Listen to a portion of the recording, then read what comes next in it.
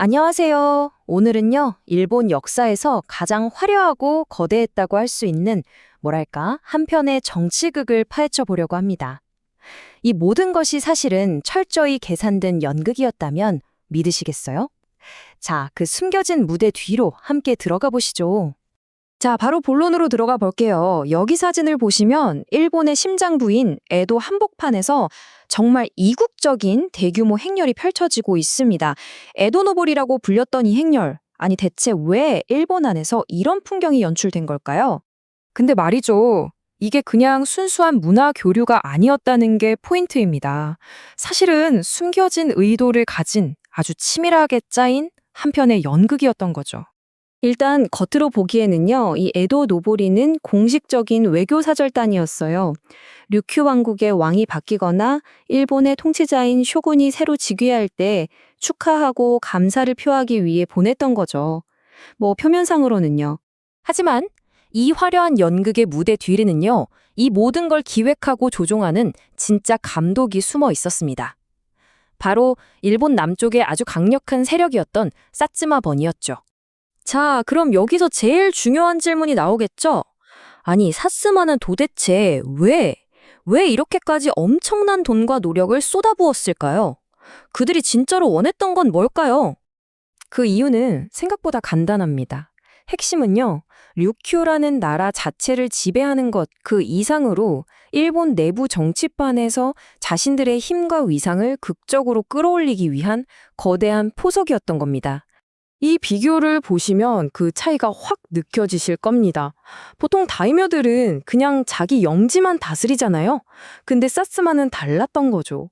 자기 영지는 물론이고 무려 외국 국왕이 보낸 사절단을 직접 이끌고 쇼군 앞에 나타난다?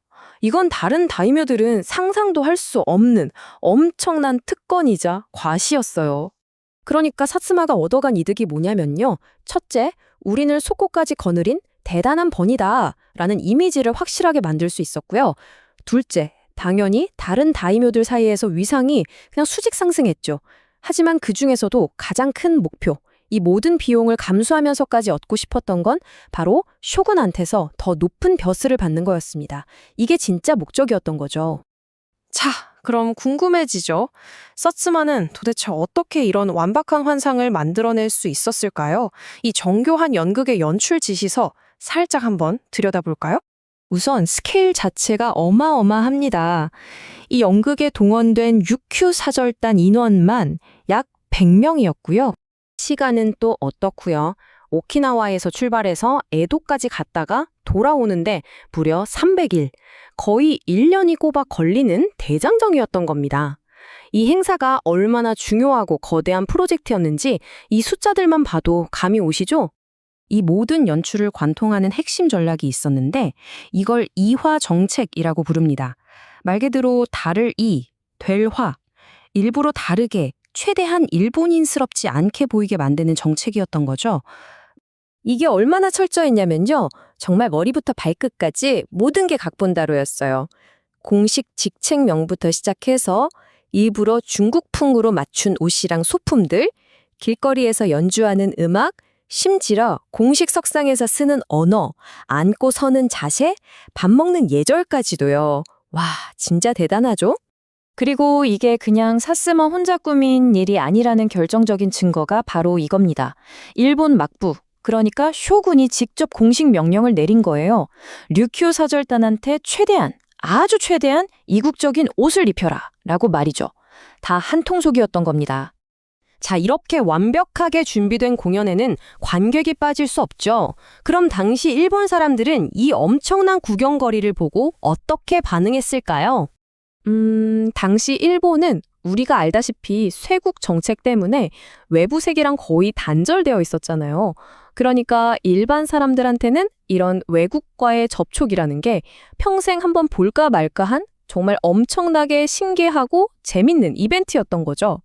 사실 그 전까지만 해도 조선에서 오는 조선 통신사가 이런 역할을 톡톡히 해줬거든요.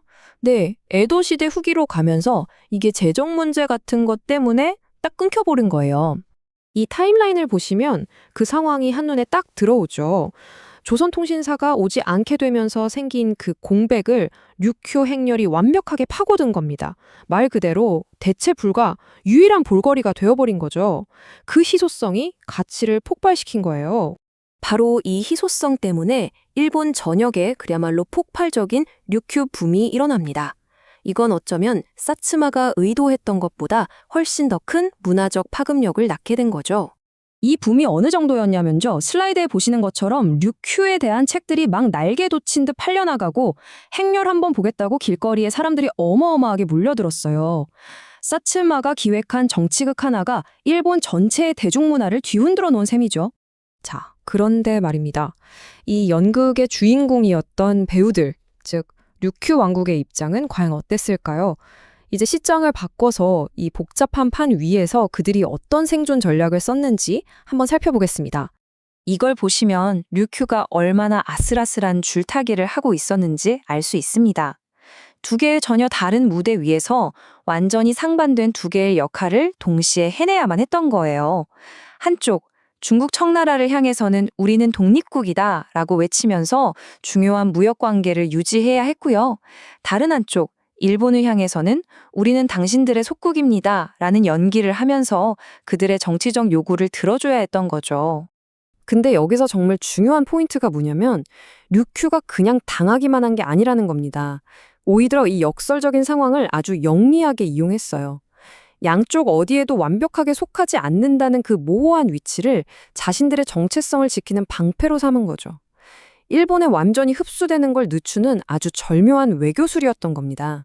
결국 류큐가 보여준 이 연기는요, 강대국인 일본에 완전히 흡수되는 시간을 벌고 어떻게든 자신들의 고유한 문화를 지켜내려 했던 필사적인 몸부림이자 생존 전략이었다고 볼 수 있습니다.